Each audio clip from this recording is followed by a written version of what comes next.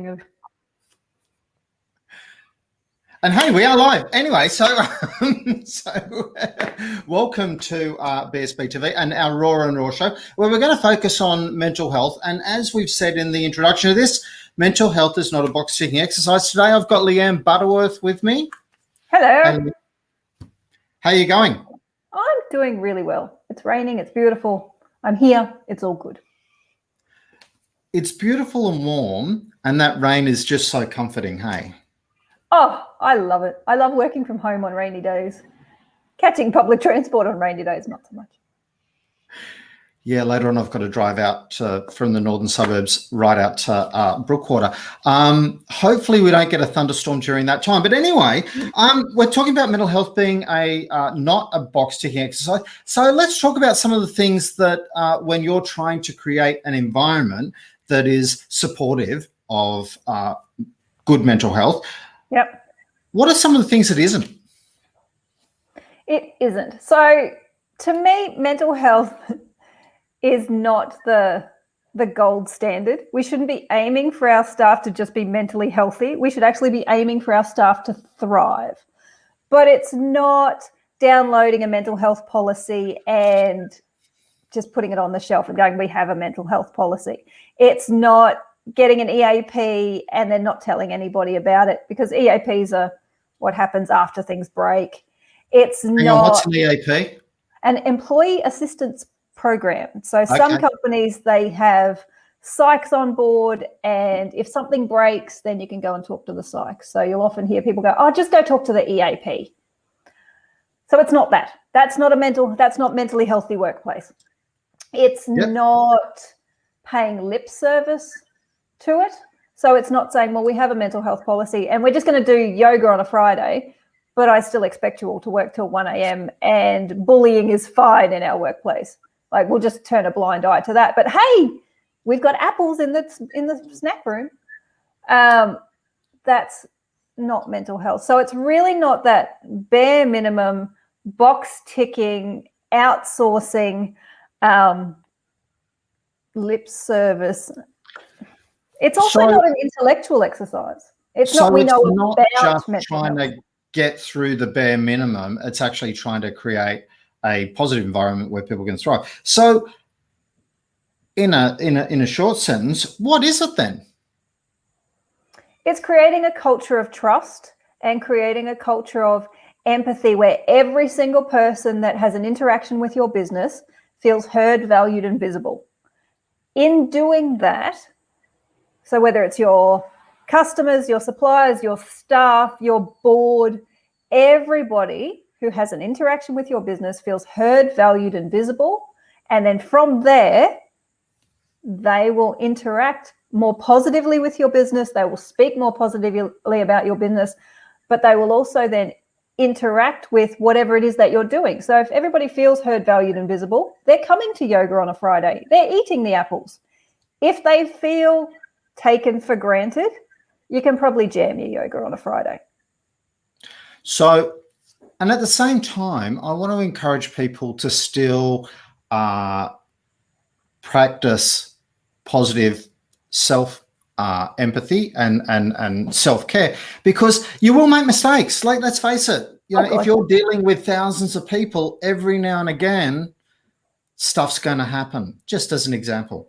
Absolutely. So don't go beating yourself up about that, but use that as hey, that person pushed that button. How can I help that not happen again? So in relation to creating a culture, and you talked about creating a culture of purpose and values. So if we're going to give people some really positive, something to take away from here, what would be the process that we could go about doing that?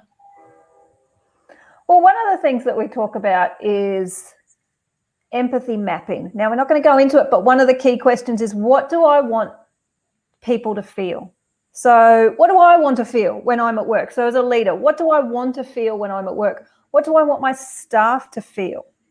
What do I want my customers, clients, suppliers to feel? And if you start to actually write that down and you get buy-in from the people around the table, so you get buy-in from your staff about What do we want to feel when we're at work? How do we make that happen?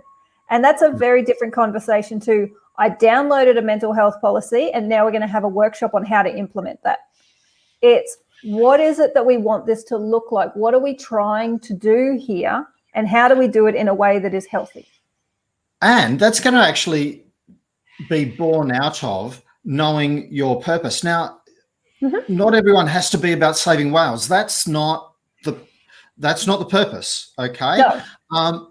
It doesn't have to be earth-shattering, but you have to come back to, what is the business trying to do that isn't just about making money?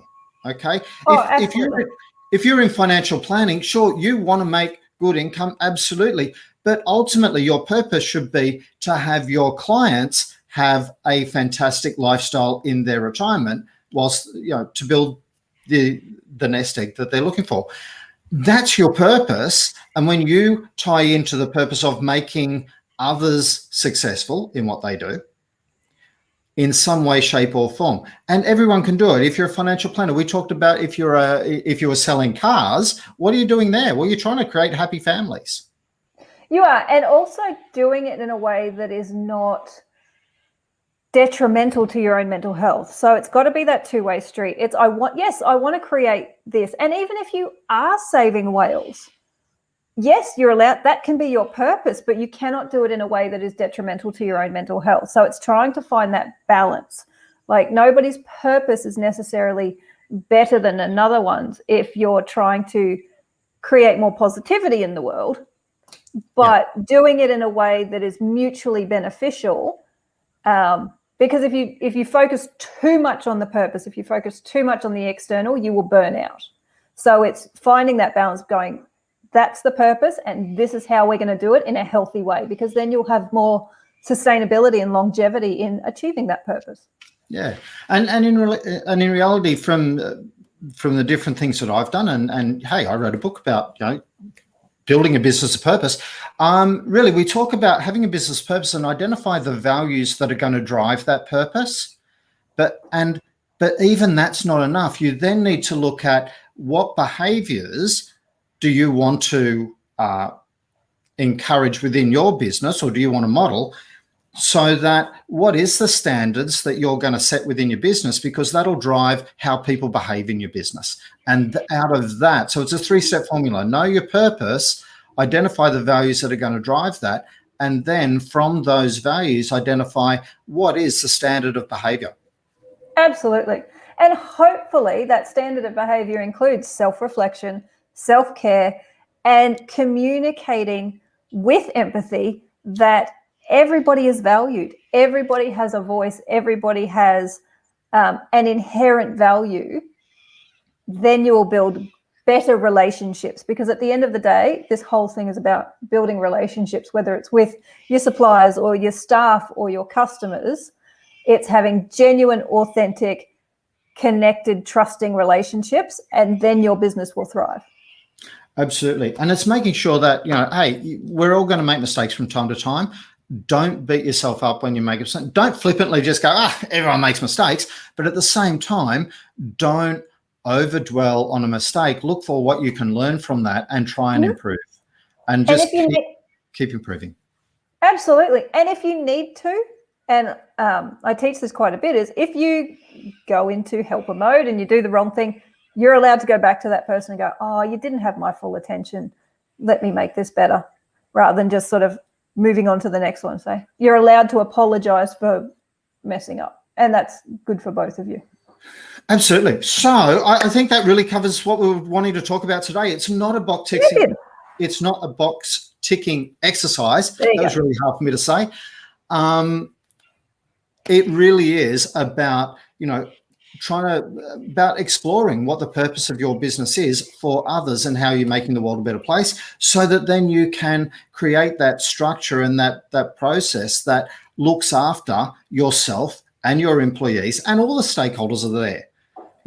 As we said, you can't be going, hey, we're going to promote a safe mental health environment while you're abusing the hell out of a supplier that's made a mistake. Yeah, absolutely. Or you're treating your customers beautifully and your staff like crap. You can't then say, but hey, we've got yoga. So it is a holistic thing. Thanks very much for helping us out with this and spreading this very important message today. I really appreciate your time, and we will speak again next month. My absolute pleasure. Thank you, Kevin. Have a lovely day.